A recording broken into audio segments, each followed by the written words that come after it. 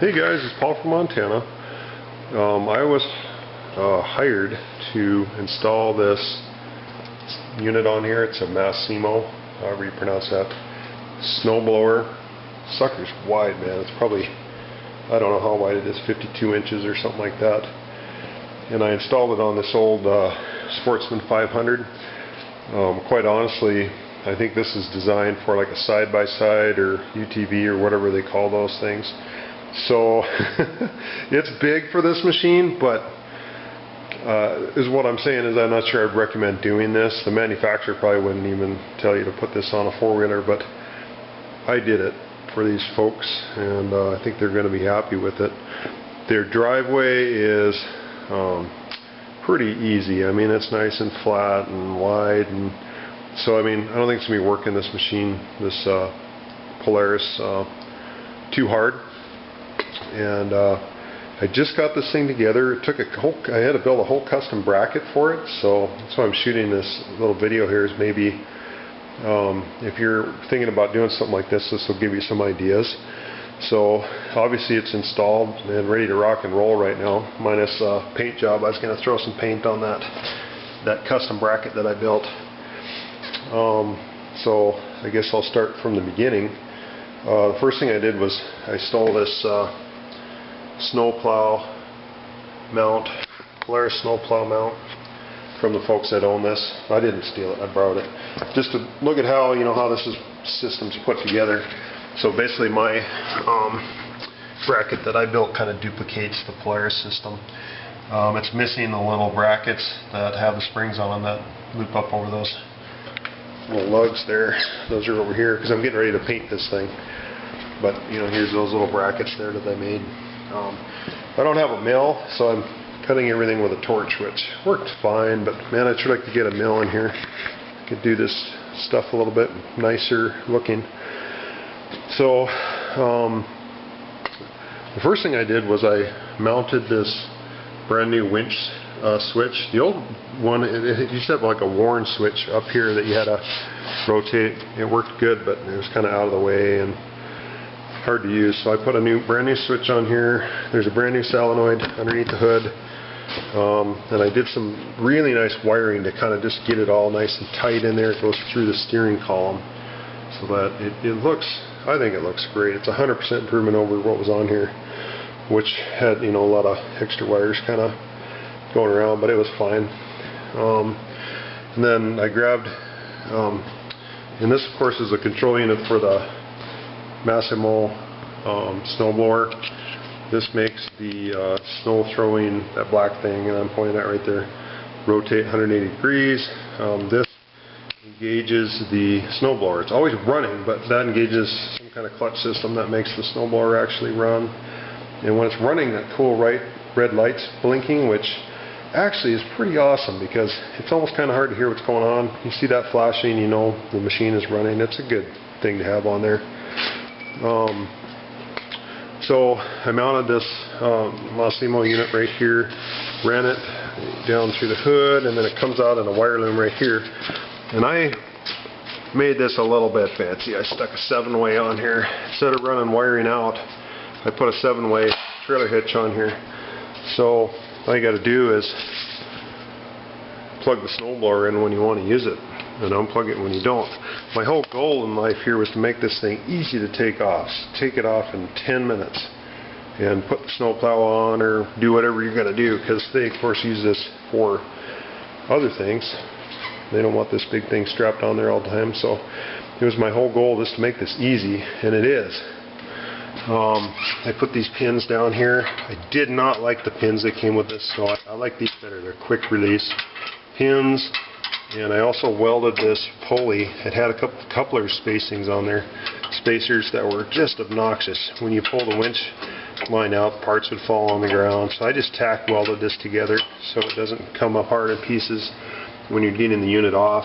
And so you pull those pins and then you just back up, and this tube that I built just drops out the bottom, and then you unhook it just like your snowplow, Polaris snowplow. Another thing I didn't like, because I'm kind of picky with this stuff, I did not like their sway bars. Matter of fact, one of them was damaged so badly that I had to really horse it off there because the threads were all jacked up on there.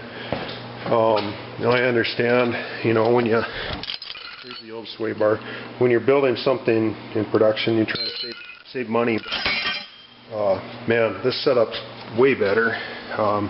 Turnbuckle, you know, you just loosen this turnbuckle off, turnbuckle up, and then you remove these really nice, whatever you call them, clevises that I put on here. Quick release. I give them a little extra chain in case there's a problem. You need to make them looser or something. So that was my modifications to this thing. I want to show you kind of how this works. This is cool. It's kind of, they designed kind of like a cantilever in there. Let's see if you can see how this works. Turn the winch on. Okay, we're going to bring it up with the winch. Here it comes. Ready? So now we're up off the ground, and it's riding on those caster wheels, which work really good. I had it out in my yard, and I was just driving around with just the caster wheels. Works great. You know, when you're ready to snow blow and you're ready, you're on the road and you're ready to rock and roll, drop it back down. Notice, now this thing's heavy, probably weighs 300 pounds. Notice that the four-wheeler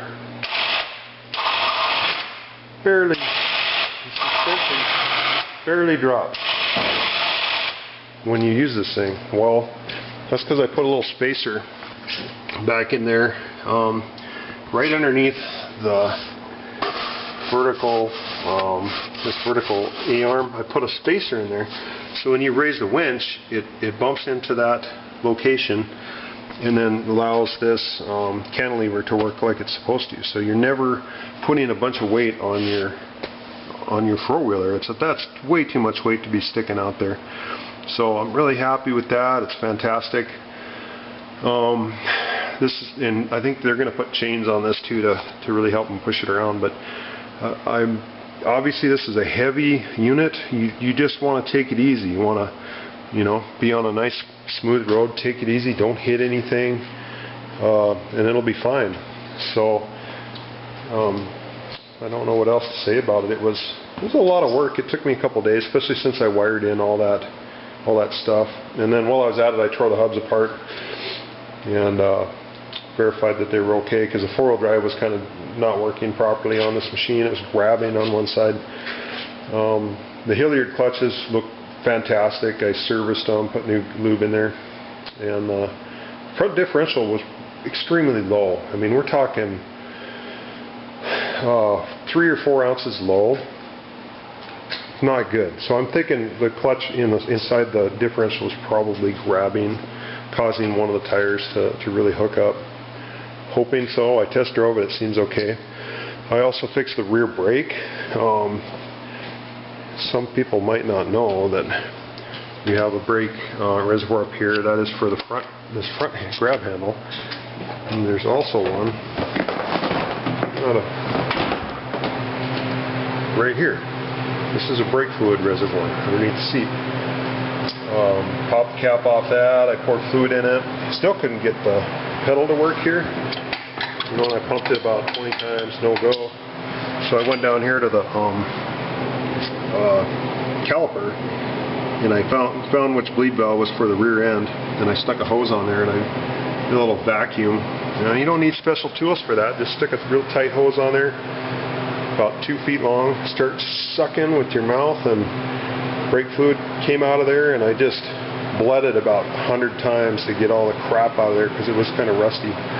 And I've got that to work. But I guess that's another freebie tip here. If you're having trouble with brakes on one of these old machines, put a little vacuum on there. That's an old trick for getting brakes to work that maybe people don't know about. But here it is. I'm gonna take this off here so I can paint it, and then I'll do a quick video that kind of shows you the mount that I made that goes underneath the four-wheeler. Again, the reason I duplicated, you know, the snowplow setup is for ease of removing it. And Massimo gives you some adapter plates. They're in this box here for mounting this thing, but they're designed for a much beefier unit that has like a frame up front. You do not want to hook something on the frame of your four-wheeler up front and push it around. You're just asking for trouble. You're going to bend your frame, you're going to screw up your suspension. So that's why I made this adapter thing that goes back into the center. It's easy. It's going to be easier on the machine. That's what we're trying to do here, is not break this old 20-year-old thing that actually runs like a champ. But that's it. I'll take it down and I'll have a quick little second video to show you all the parts. Alright guys, I just took this apart. I'm not kidding you. Granted, I'm the creator of this whole Monster Garage project, but it took me less than a minute to get this all off here, so pretty happy with that. Here's the weldment that I Monster Garage and put together. This is all 1 3/4 tubing. The reason I use 1 3/4 tubing was because it fits really nice inside this tubing right here, which is some weird kind of metric thing. So 1 3/4 fits kind of sloppy in there, which is just really nice. It makes it easier to put it together, and I oversized the hole for this pin up there on the front end, so it's just so easy to put the pin in, because really your stabilizer, sway bar, or whatever you call these chains, are kind of, you know, holding the whole unit on there, so that pin can be a little loose. That's fine. Again, my goal was easy assembly and disassembly. But yeah, this is just kind of mimics a Polaris snowplow, and super easy to get off there. I don't know what else to say about it. I'm done with this. I'm gonna get it back up to their house. I don't know how the heck I'm gonna do it. It's gonna be a trick to get it on a trailer. I might have to do this as a 2-part operation, or just drive it up there, which might take a half hour, but that's better than spending a half hour trying to get it on a trailer. So that's it. That's the story of installing a Massimo snowblower on a Polaris Sportsman 500, and I hope maybe this will help you out if you decide to do something like this. We don't have much snow, but as soon as we get some, we're going to try this thing out and see how it works. Alright, thanks for watching.